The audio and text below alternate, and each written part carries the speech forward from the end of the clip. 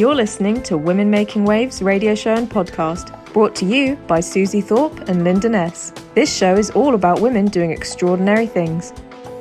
Do you know something, Susie? We have met some incredibly interesting women this year. Yeah, we have. You're right. It's been a great year, as always, with all the years we've had since 2018. There's always been some fantastic women, and every year's different. It is. There have been some really memorable interviews that we've done this year, and we thought, what better way to end 2025 than to pull some of these interviews out, just a couple of minutes from many of those interviews, and actually share them again so that people will remember exactly what we've done this year. And also, if you want to hear the full interviews on any of these, you can go onto our website and pick them up from there, womenmakingwaves.co.uk.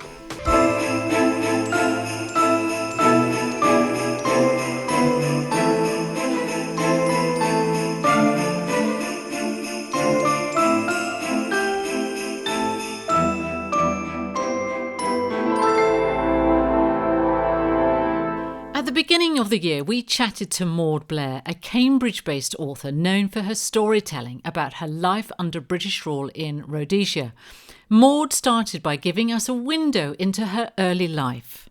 Tell us a little bit about your early life in Rhodesia, well now Zimbabwe, Maud. What was that like? I was born on a farm and spent my first 4 years in a village with my mother, where all I can remember is being really happy.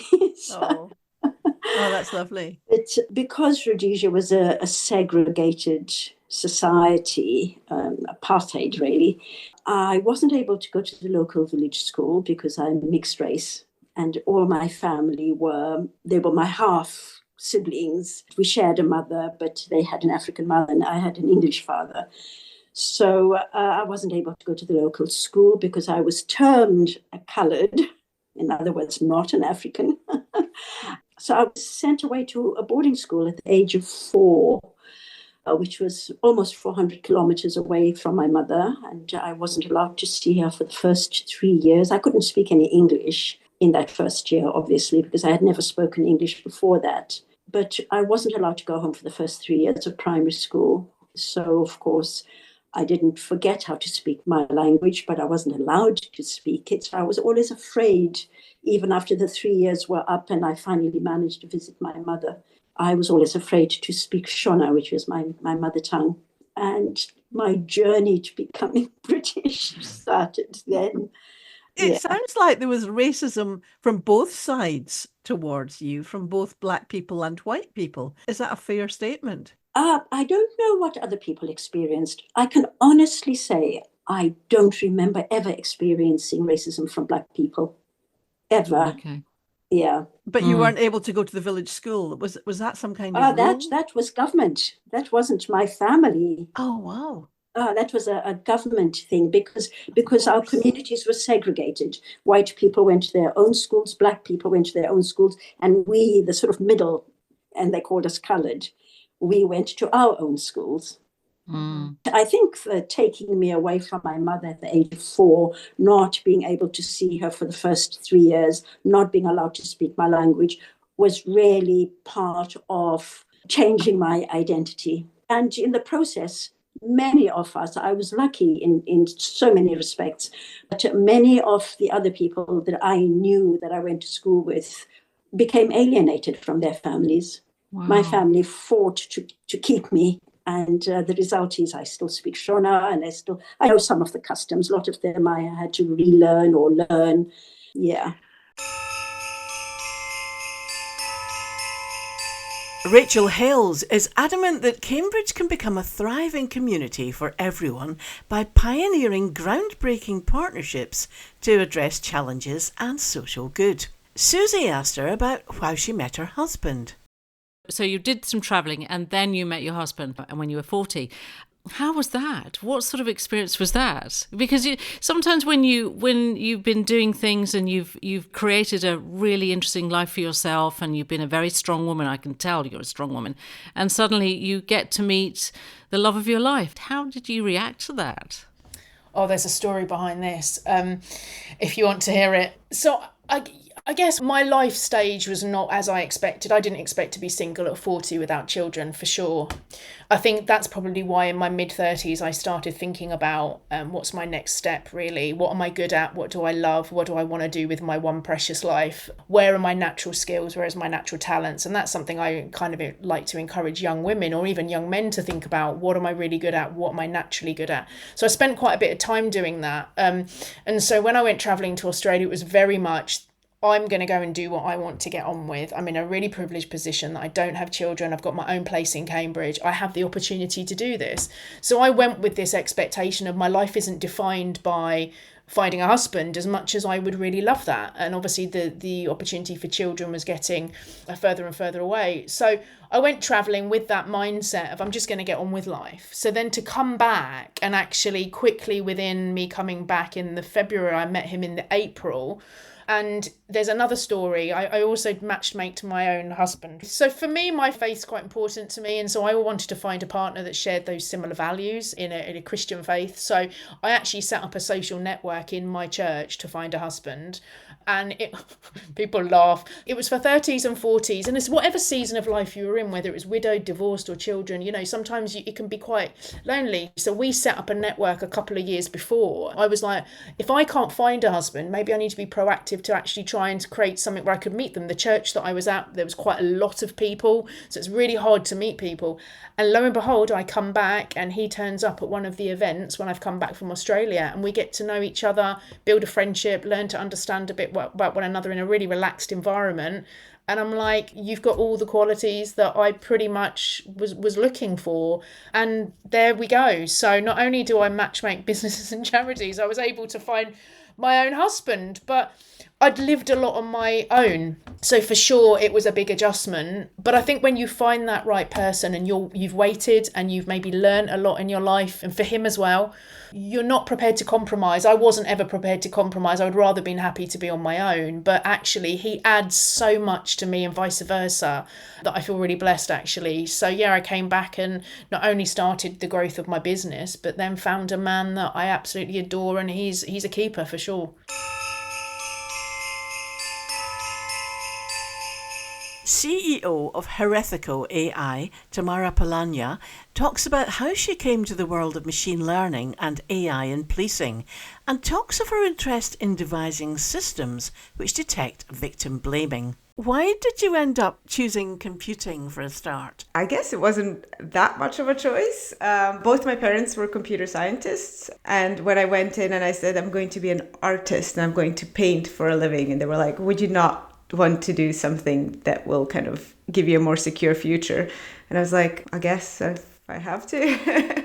And they were like, great, you just do computer science. So I did. So you're actually an artist then. Underneath it all, you're an artist, are you? Yeah, frustrated artist somewhere underneath, yeah. Very far, far away now. Yeah. At least it's something that you can always keep up, as your parents would say. You can do that in your spare time, Tamara. Yeah, there's lots of spare time as you grow up, as they well knew too. So. Yeah, exactly. Where's that coming from? So were you brought up in Canada? No, I was born in Belgrade in what was then Yugoslavia. And in 1993, when a lot of people left due to Yugoslavia breaking up quite dramatically, we ended up in Canada. And we ended up in East Coast Canada initially. But both my parents, well, my dad was an academic and mom later became an academic because a new university opened up in Northern British Columbia, University of Northern British Columbia.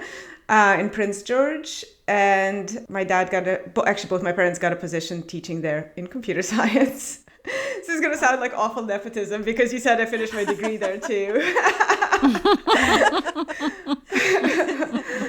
But yeah, they weren't allowed to mark my assignments or my tests. They were just allowed to lecture me. So that was an interesting experience. We moved to Northern British Columbia, which was very much a different place than Belgrade. And then you went on to study at Edinburgh and Glasgow universities. How did you end up in Scotland? Was this an effort to get away from having your parents as your lecturers? Yeah. You know, I was living at home through my undergrad, so spending a year in Edinburgh, you can imagine yourself what that would be like. It was very excellent. I was trying to think, and this is quite funny in this year particularly. I was doing computer science. I wasn't, really sold on being a software engineer or doing a lot of programming. So I thought I'll go do a master's. And one thing that really, really pulled me in was natural language processing. I read this book by Neil Stevenson called Snow Crash, and in the book there is this character called the librarian, and the librarian was basically an interactive kind of program that the main character could talk to and get knowledge from. It would have a lot of knowledge, and it would distill it in a very easy way for the character to kind of interact with, basically ChatGPT. And I thought, this is brilliant. This is what I want to do. I want to make one of these. I want to make that computer off of Star Trek where you can talk to and you can do everything without touching a keyboard. I love this stuff. This is what I want to do. And I thought, you know what? Who could use this for bad? There would be no bad uses for this. It's not going to be a military use. It's not going to be anything. This would be like something that I can do that will be good for the world. It'd be really fun. And now we have ChatGPT and deepfakes and all sorts of stuff going wrong. So there we go. I was wrong on all the counts.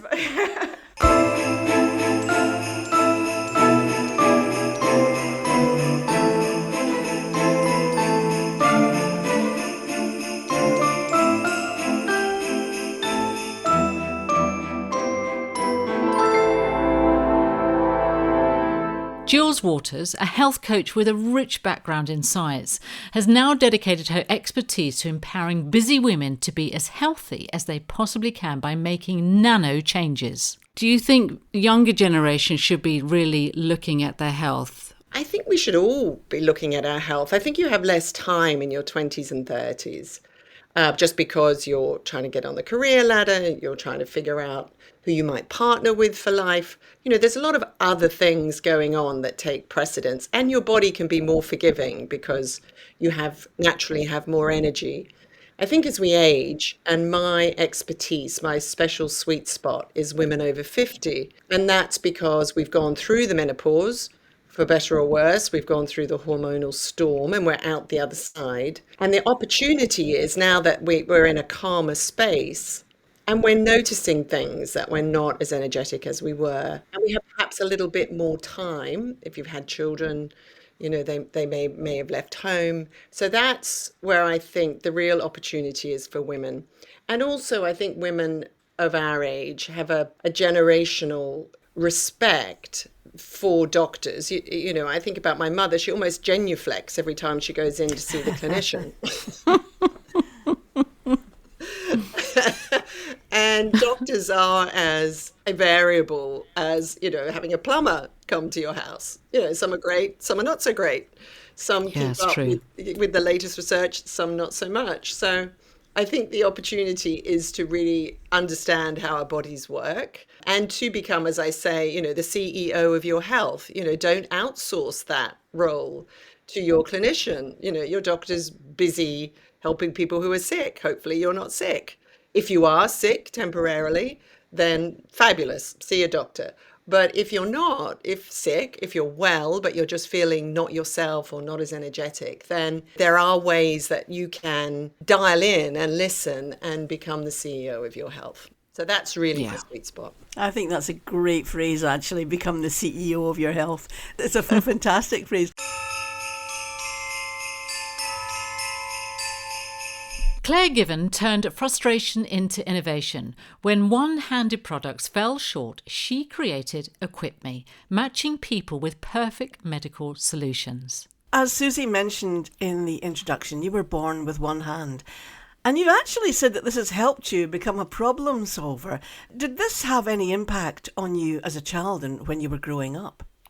Yeah, so, obviously there were challenges with it, but I really like to see the positives that I got from my arm. So I was born with it, so it's something that I've never known any difference. And I think it's made me more determined. So if anybody ever said that I wasn't probably best suited for something, or I found something challenging, it just made me even more motivated for me to find a way. I remember when I was at school in secondary school, and I used to love rounders, and we had a new PE teacher come in, and yeah, she was really lovely, but for some reason she thought that I'd find rounders challenging, so she asked if I'd like to go and sit this one out, and I was mortified because this was my favourite sport. So I said, no, I'm fine, thank you very much, but no, I'm fine. And then I proceeded to get as many rounders as I possibly could that day. Perfect.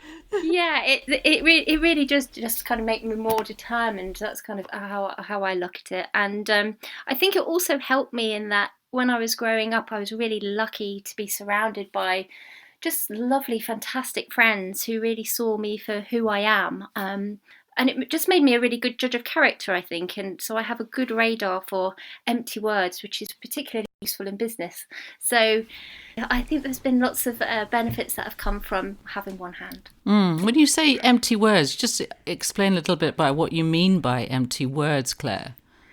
Yeah, I think when you're working in business, you can come across some people where they'll be saying everything you kind of want to hear, but you know that there's not really anything behind it. And yeah, you do come across that quite a lot.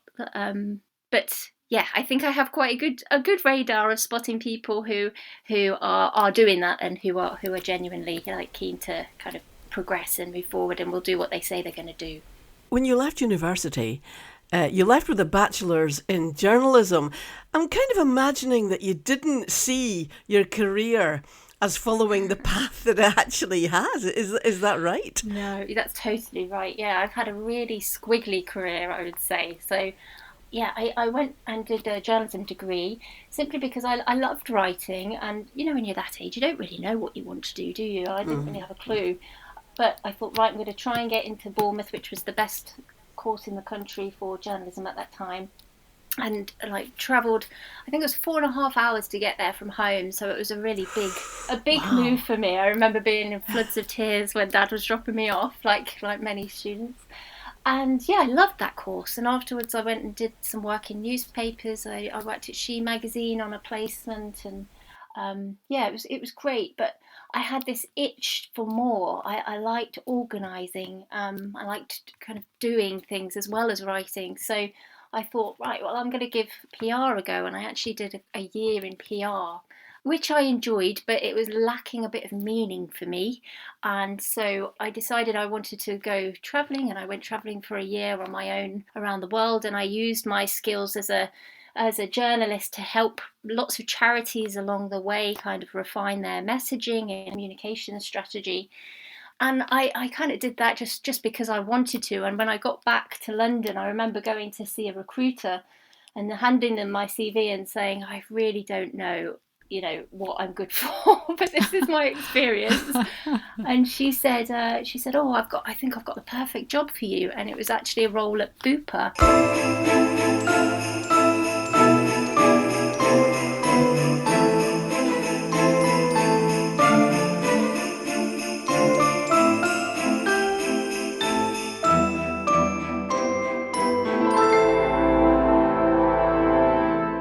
Niamh Eadie, the tech whiz, swapped coding for construction. She went from not knowing a hammer from a handsaw to becoming a successful property developer. We asked her if she was brave, and Niamh told us about how she travelled to work in New York during the holidays when at university in Dublin. Do you think you're brave? Do you think you're one of many brave people that come over and sort of start jobs in London? So is London very different to Dublin? Back when I moved, which was early 90s, London was very different to Dublin back then. The Dublin of today is not the Dublin of that I grew up in the 70s, 80s. Dublin now is a very forward-thinking cosmopolitan city. Back then, it wasn't so much, whereas London obviously was a great city to go to. However, there is a big tradition in Irish universities to travel during the summer. It's quite different to going to university in the UK. I think in the UK, people tend to go away to go to university and then come home in the summer. Whereas in Ireland, you tended to go to the university that was in your nearest city. And obviously, I grew up in Dublin, so I went to university in Dublin. But there was a huge tradition of traveling during the summer. So I spent most of my summers in New York, actually, in the US as a student. Oh, wow. Wow. And again, it was great fun. And when you say, do you have to be brave and courageous? At the time, it didn't seem brave and courageous. Now that I have teenage and university age daughters myself, I think, good Lord. Of course, we went to these places with no mobile phones. Yeah. I remember, being there for over a week, having flown into Boston and not found a job or accommodation, phoning my parents, reversing the charges on the phone so they'd accept the call, to tell them everything was absolutely fine, despite it not being fine. But obviously they wouldn't have heard from me for over a week. They waved me off in Dublin airport and, I landed in Boston or New York. I went to both. But in 2010, you start a most unlikely builder. How on earth did you get to that, Niamh? So a couple of things there. So obviously we'd been through the financial crash. So, yet another downturn that meant that, we had to be very lean and careful with the business. I think I had two realizations then. One was that all of my income was coming from this one source. Whilst it wasn't particularly affected by the economic doom and gloom that happened around 2008, 9, 10, etc., I was very aware that that could have been an issue, one income source. So I thought, well, I'm going to need another income source. The other thing that a lot of small business owners, I think, will resonate with is when you work for large corporations and large companies, they have corporate pensions, whatever form they take. As a small business owner, you don't really do much of that. That kind of gets put on the back burner. And so I was very aware that A, I had one income source, and B, if I stopped working in that, there would be no income. And if I didn't start doing something quite quickly about having a pension, I wouldn't have one. And so I had always had an interest in property. My father's business he owned a mechanical engineering firm. So I was aware or au fait with the building trade, although, I'd had no involvement with it. I was also a bit of an accidental landlord. Property that I'd lived in London and, moved out of, didn't sell, moved on to the next one, rented it out. So I was a bit of an accidental landlord and quite liked that idea. So I did feel that property was the way I would go, but I didn't know an awful lot about it other than buying a buy-to-let flat. And I thought there must be a better way of doing this than, buying one flat, putting a deposit on it, and then saving up for years and years to get another deposit to put on another buy-to-let flat. I thought there must be a quicker way. And so, that's when I started to investigate property development as a route to all of those things. Inga Hunter went from selling cocktails while homeless at 17 to building Clue Content, a powerhouse agency with a team of 14 in Newmarket. She's living proof that raw grit can turn rock bottom into rocket fuel. I just had sort of family breakdown. One thing led to another, and I ended up on the steps at Whitworth House at 17 with a bag full of my stuff and care papers in the other hand. That's where my homeless journey began, I suppose. That must have been really tough, actually. I'm imagining that it takes a lot of strength of character. So what did you do? You went from selling cocktails, I believe. Is that something that you got into at that point? Yeah, so it's hard to thrive in that kind of situation. I was still attending college. I still wanted to go out with my friends. I still wanted to do all the normal things. I only had £4 a week to live on. So when you're put into homeless shelters, I don't think people quite understand. You still have to pay for things. Being homeless isn't free. You do get given benefits by the government, but you still have to pay for things like washing tokens, pay a little bit of rent, pay for your food, all those kind of things. And after that, I would only have about £4 a week to live on. But I needed more. I mean, for example, the bus to and from my homeless shelter and college was £3.80 day return, but I needed to be there 5 days a week. I could have walked, but I don't know if you know Cambridge very well. It's sort of Chesterton Road to Hills Road, it's quite a trek. Yeah, Yes, it is. So I needed a way to make money, and there are all the obvious ways to make money when you're in that kind of a situation. I decided to sell cocktails. I knew someone who would give me alcohol on a sale or return basis, and in Cambridge you have May balls. You know the May balls that happen? Yeah, but they all have to queue up outside before they go in.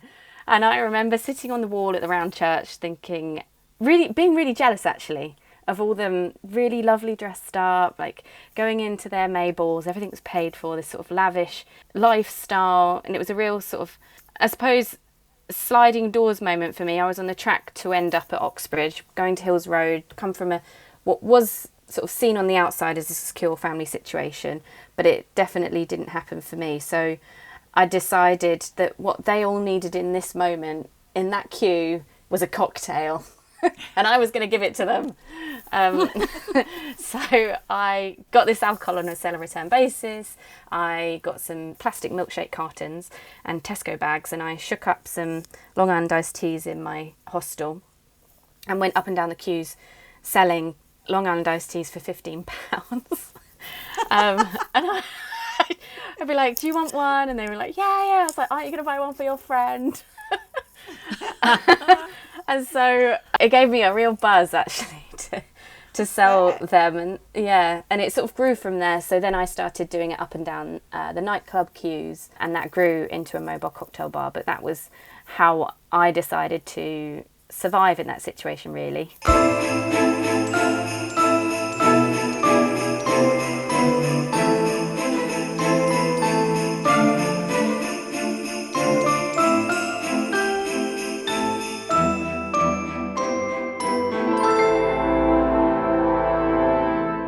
If you're looking for stress-busting tips that actually work and don't take all day, you're in the right place. As our guest, Dr. Lee David, a GP and therapist, is the brains behind 10-minute CBT, making mental health easy and doable. So the emphasis really, Lee, is on 10 minutes. It's like trying to make it as normal as possible, mental health and how to help yourself.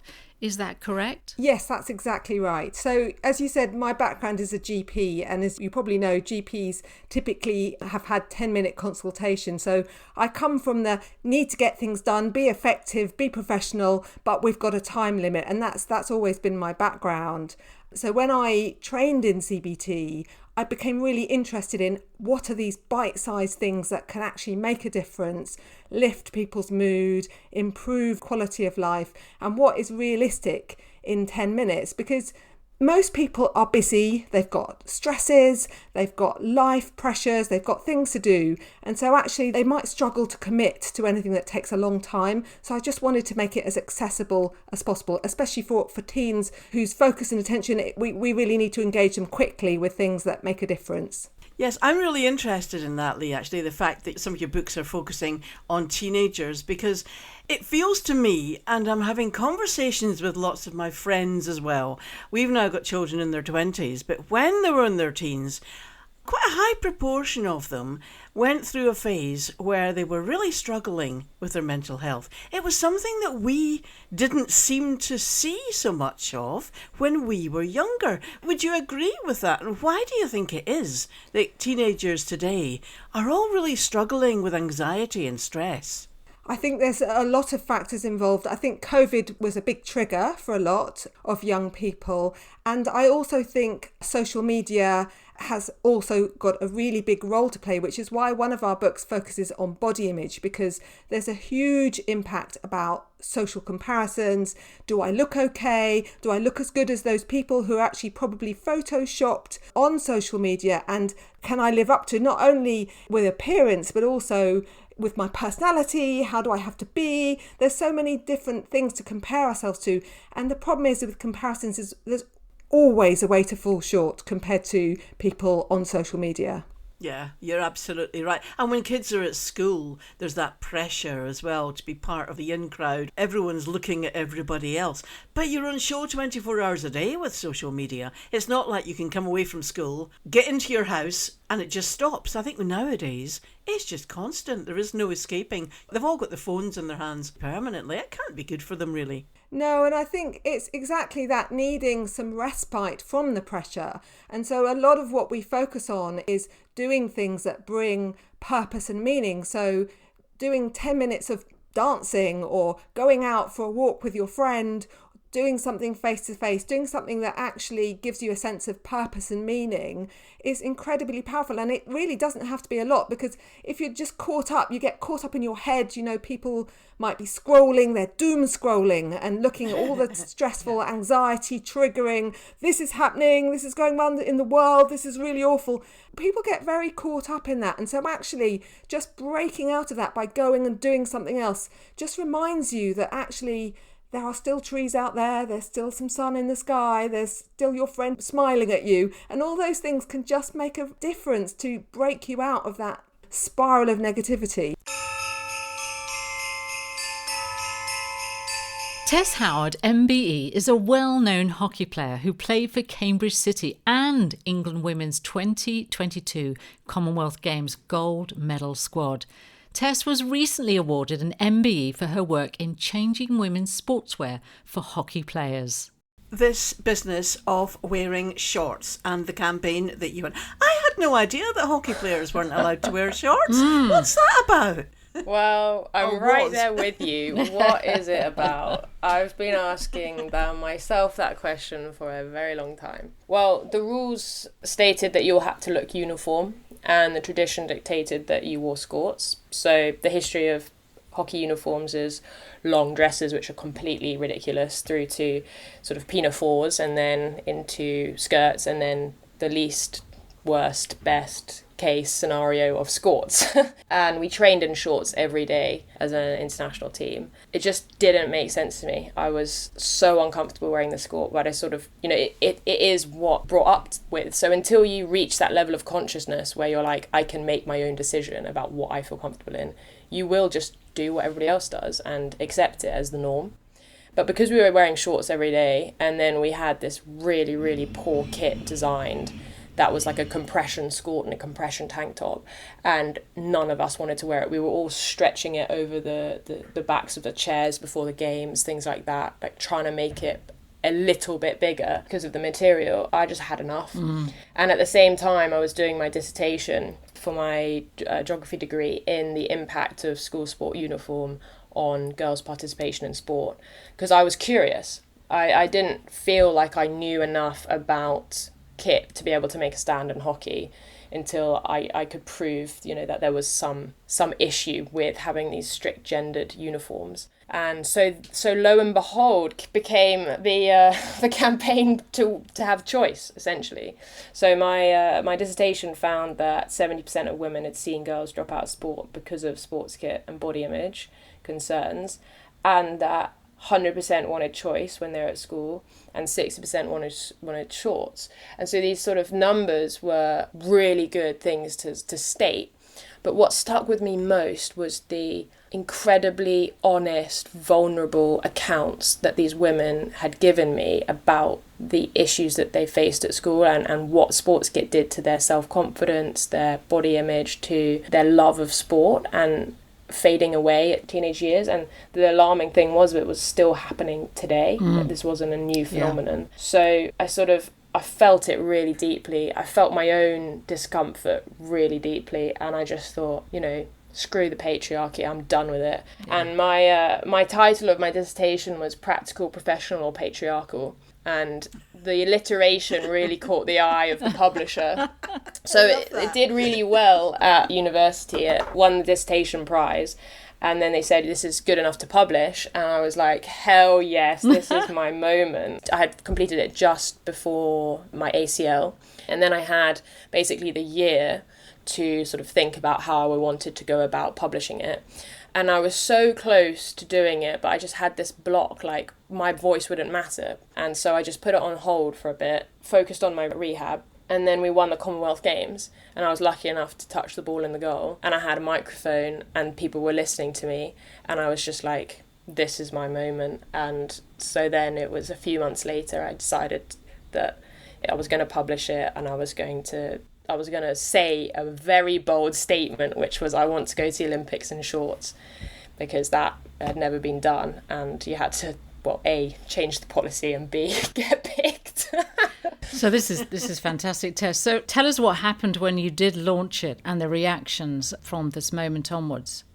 It was really strange because I knew that some teammates of mine felt the same, but I didn't know how many. And it turned out that half of our team also wanted to wear shorts. And so when I came out with my statement and with all of the media, it was such a relief to have my teammates back me up, but also the media just loved it. It was in New York Times, Guardian. It was so cool.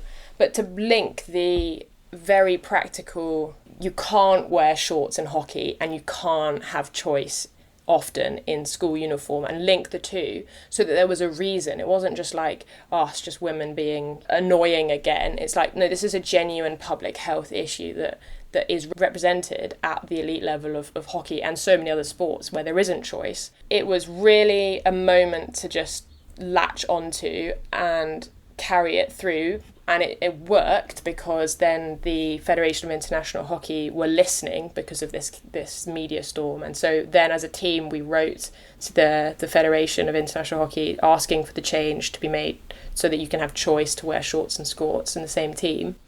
And it was just simple wording change. And they said yes, and then that summer we ran out in shorts.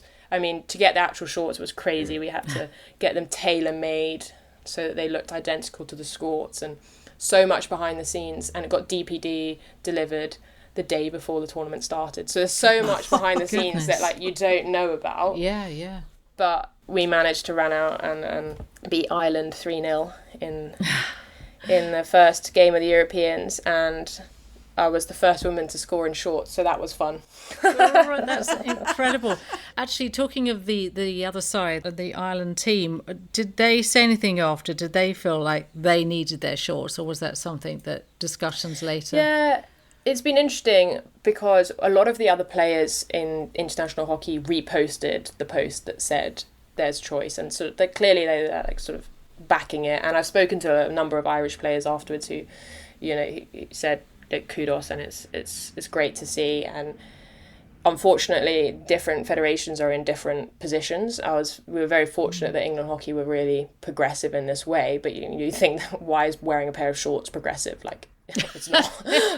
But there is still so much tradition holding on to hockey, and the main fear is not being feminine, to be quite honest. And it's just so wrapped up in all of the ideology of what hockey means and what it is to be a female athlete, and everybody's on their own journey. So there's an issue with sort of breaking that stereotype, which has been broken in a lot of domestic league hockey in England. So we've seen a huge rise in the number of shorts being worn across all of the leagues, particularly the lower leagues. And I'm flooded with messages from women saying, I've just worn shorts for the first time, thank you so much. Or 12-year-old girls Instagram messaging me saying that they love that they can wear shorts and things like that. But in other countries, they have their own set of norms.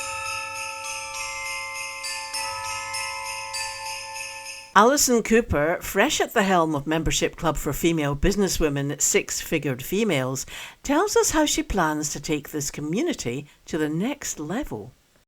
Do you think girls now have become less interested in AI and IT? I mean, actually, IT is such an old word. I don't know why I say it, because my children would cringe if I say that word. But schools now, do you think we are focusing a little bit more on that for girls especially? Or do you think it's not still happening? Do you see more of that or not? I would hope so. I would hope so. I mean, I go on YouTube and there are a lot of female doing the tech side of things. Good. And obviously within Cambridge as well, I could imagine there's a lot of people that are absolutely into the tech and AI, females. So yeah, I would say it's definitely growing, and it's an opportunity for women to rise above. And there's a gap in the market for that potentially. Definitely women need to embrace. But Alison, do you think there's a hurdle with the women founders and entrepreneurs that you are gathering in your entity? Do you find that they find that hard? That's a sort of a hurdle for them? I think it's hard to probably break through that barrier, to break through that male dominated, I do the IT hardware stuff. But yeah, no, I do. But I think by joining sort of six-figure females that we can help support them on that journey and give them the confidence. We have actually, one of our members she's from Chelmsford Group. She has a tech business and she is a female founder of a tech business, a very successful tech business. She's employing staff. So we do have role models within six-figure females who have already broken that barrier. Excellent. And likewise, myself working in that arena as well. Yes, it's 100% possible, and women should embrace it. Yeah. Absolutely. I mean, I certainly am involved in employing people. I'm also working in tech, and I've noticed it is predominantly men when you're looking for new employees, but there are quite a few women coming through now as well. And we always like to try and, give them a shot. But it's still got to be the best person for the job, obviously, at the end of the day. And I'm always really strict about that. Even although I'm really supportive of women, it's still got to be the best person for the job. And often it is the women. But they're often far more organised than their male counterparts. I've noticed when you do employ them, they tend to be very efficient. Not that I'm saying men aren't, of course, but, and I'm generalising wildly, but they do tend to be very organised and efficient. I think there's just something different about the way that women think and act, really. Yes, because when I first started in my IT support role, I was the only woman there. There was about 20 of us, and I was the only woman, everyone else. But over the years, more women have joined, which was very nice for me to have that companionship. We used to have women doing the training, yes, but most of the tech was done by males in my experience, and I also worked for law firms in that capacity as well. Interesting. I was a head of IT at one point of one of the law firms. Well, no, it wasn't as grand as it probably sounds. It was a smaller firm than you. It wasn't a magic circle, but it was still quite a big, very thriving operation. But I did notice that mostly women were into training, although we had actually 2 techies in the end who were women. We were very, very fortunate in that, actually. And one still works for that firm and very strong in tech. So the ones that get through and do it are very, very good. I think that's what I would say about the women there. Yeah. Research fellow Dr. Eleanor Drage spends her days at Cambridge's Leverhulme Centre, asking a question that most tech companies would rather ignore. What would it take to make AI genuinely fair for everyone? You've been working, Eleanor, with Sandy Toksvig, haven't you? Talking about Wikipedia. You've been creating Wikipedia for women. Yeah, so Sandy got in touch a while ago because she had talked to Jimmy Wales, the started Wikipedia, and he said, actually Wikipedia is not fixable.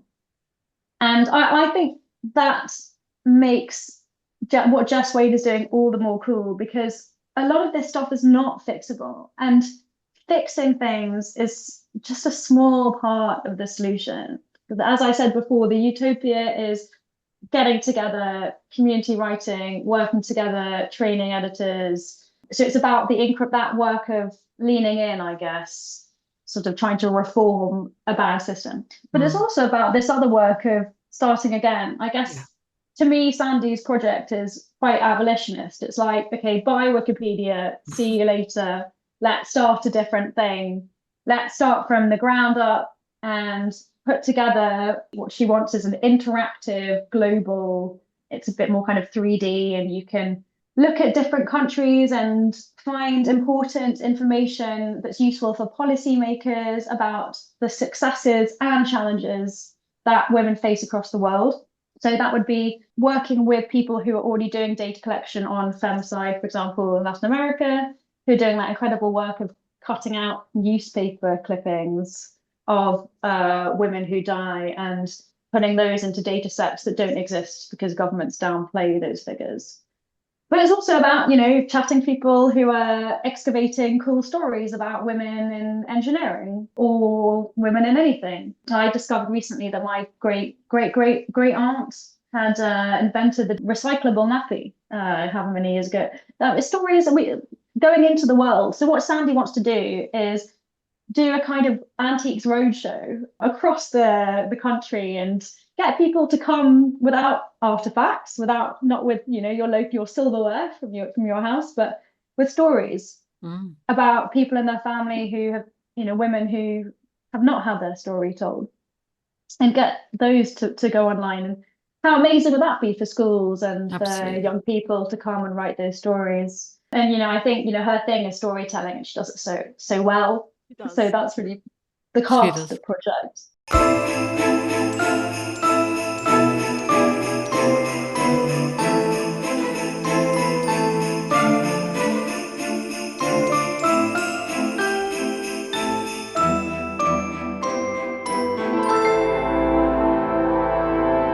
Barbara Oxley, writer, actor, singer, and one of Cambridge's most captivating tour guides, tells us about her career.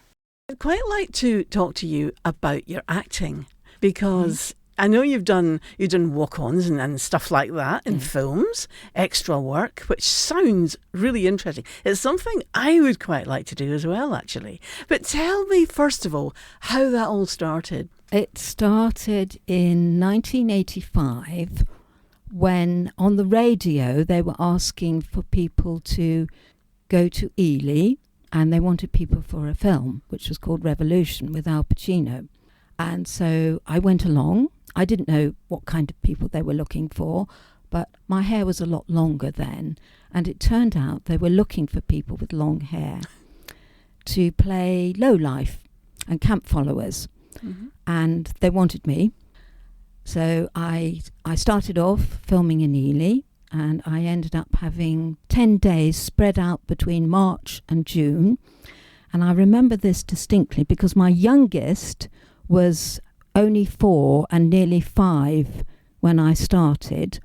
And towards the end, both my children had to come with me for the last 3 days, and they were put into costume. Oh. And one of them Lawrence played a little girl. He would hate me saying that. Yes. And Joseph played a boy, but they were different classes. By that time, I'd progressed from low life up to aristocracy. Oh, wow. So in the film? Yes, but Fantastic. I preferred being low life. It was much easier. I think I would have preferred Al Pacino, quite frankly. No, I didn't like Al Pacino. Oh, really? Did you meet him? He walked past me in a very muddy scene in near King's Lynn, but in the middle of somewhere outside, I don't know where we were, and pushed me with his elbow, and I nearly fell over in the mud. Oh, no. So I didn't think much of him. And he didn't stop to say sorry? No. Oh, definitely not. Okay. A bit arrogant then. Yeah. Al Pacino pushing Barbara Oxley off. in the mud. That is not on.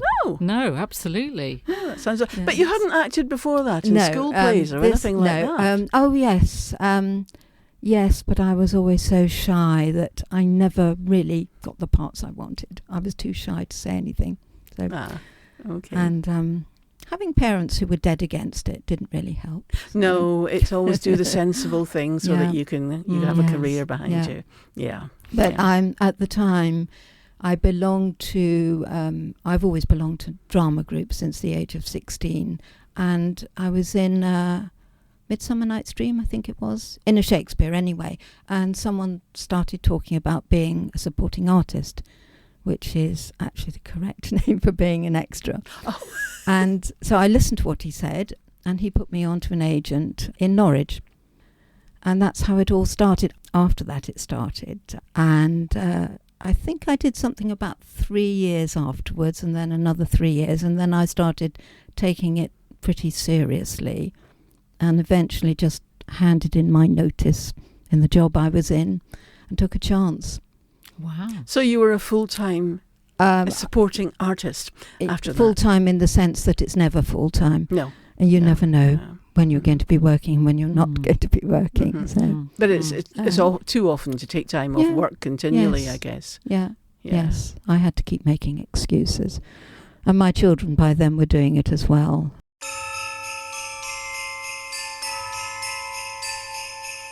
Luz shares how she spun struggles into song. Tune in for raw stories, grit and music that might just change how you see recovery. How would you like to see listeners be empowered by this? What would be the most fundamental thing for them to get out of your album? Well, everyone's going to have a completely different experience of the record, and that's okay. Ultimately, I'd like it to start more conversations and create more shame-free spaces where people can, I don't know, maybe they feel like they can access therapy again, or they can connect with their friends and share their experiences and lessen the burden of sexual violence or other traumatic events. One of the most important things here that it's the role of art and music is fundamental too, isn't it? In any healing process of anything, it's sometimes we underestimate, don't we, what art and music can do. I totally agree. Well, do you know what? I think the government do, but really, as individuals, we don't. We know what music does for us and what art can do for us. We all have those records that we turn to, whether it's for escapism through difficult periods. You know, I've listened to so much Taylor Swift because I guess I grew up listening to her in my early teens, and then after difficult events, she was a safe space for me. Not that she talks about sexual violence, although she does have a song about recovery from a sexual assault because she was groped. But yeah, we all know what music can mean to us, and I just want to throw my hat in the ring and really, and you know, it doesn't have to be life-changing for everyone, but it certainly has been for me. And if I can start one conversation which changes something for someone in a positive way, then it's totally worth doing it. And you know, it's definitely doing that already, and I'm just going to keep going because I know that it's going to make a difference, and it's already making a difference. And finally, CTO and co-founder Monica Saavedra has figured out how to supercharge sunlight in greenhouses, boosting crop yields in ways that could transform agriculture as we know it. Monica talks about one of the huge problems that successful women face, how to find the time to have a successful career and also be a mother. I wanted to ask you, Monica, how linear your journey has been. I mean, have you had challenges? And we can all agree having children, I know you have young children as well, is a challenge, and it's hard work as a woman to do all this, but it's certainly possible, and we should be recognising women like you who are literally finding the time to do all this. But how linear has your journey been? How have the challenges been for you? Thank you it's definitely been very zigzaggy, so not very linear at all. It was in part trying to find my way through. I didn't know what I would end up doing. I jumped from one thing to the other, and there is a common theme with everything I've done, as I mentioned before, advanced materials / physics for the greater good. But you know, if my drive is just far too strong for anything to get in the way, I don't want to say that children get in the way. I never want to say that to my children ever. I was definitely one of the lucky ones in that my mother moved to Cambridge from London to help me out before my first son was born. So now I'm on my second. He's 4 months old. He's coming to all of my investor meetings. Brilliant. He's not seen a single baby group. But that's something that I probably need to change. But I'm told it's mostly for the parents and not so much for the children. So I feel less bad about that. It is. That's right. But I'm trying not to let guilt set in. That's definitely something that from time to time challenges me. It seeps in when I least expect it, and it's almost like a voice in my head saying, you should be spending more time with your children, what are you doing? But then I look at the situation as what it is, and Usually I am, say, for example, putting baby to sleep, baby's asleep, and then I go straight on my laptop. The other one is being told stories by his father, so he can fall asleep. And so during that time, I just spend, say, an hour and a half working, and I tell myself, it's fine, they're asleep or they're going to sleep and they're being taken care of. I can do this. So there is definitely work in the evenings like this and the weekends as well, and in slightly different forms. But there is often a voice in my head that has to counteract the guilt and say, you can do this and it's fine. The energy is there, the drive is there. Some people wonder where on earth I get the energy to do what I do, but it's just there. I don't know, it's genetic maybe, I don't know. I think it's just having passion for something. And then you just find a way, you kind of wiggle it through somehow, and things just kind of happen.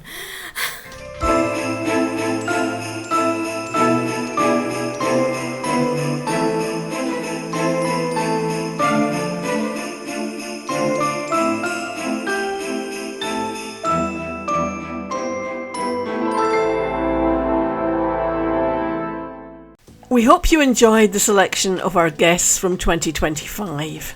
We've shared their bold stories of grit, guts and game-changing ideas. We're always on the lookout to feature women living extraordinary lives, so please do contact us if you know of someone we should be talking to. You can contact us via social media on X and Facebook at WomenMW or on Instagram at Women Making Waves. You can also find us on cambridge.radio or visit our website womenmakingwaves.co.uk, where you can hear all of our interviews in full. And a really happy Christmas to you all. And have a great new year!